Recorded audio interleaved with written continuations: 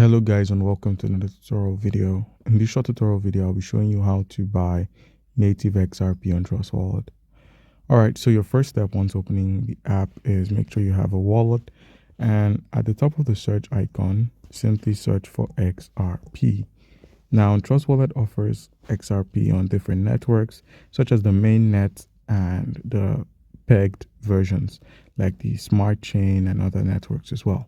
So all you need to do is select the XRP token that's on the XRP chain. Once you selected this XRP, please take note that the network requires 1 XRP for activation.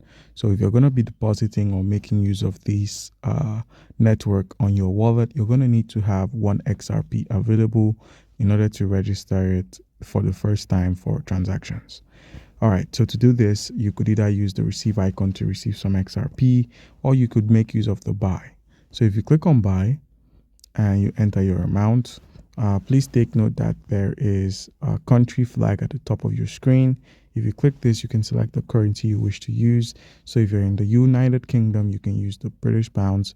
If you reside in Europe, you could make use of the euro or the Australian dollar for people in Australia. So I'll be going with the US dollar as the common denominator.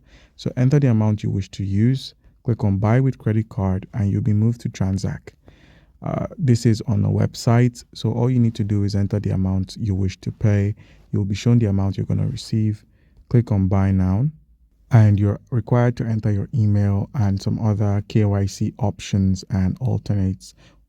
Some KYC information will be requested. That's verification information would be requested before you are allowed to buy on Transact using your credit card. So make sure you fill that completely and then provide any required information requested by the website. So guys, once you're done there, your tokens would then be deposited directly in your account. All you need to do is simply reload and you'd find the XRP. So guys, that's how it's done. Comment down below if you have a question and you'll be given an answer. Thank you.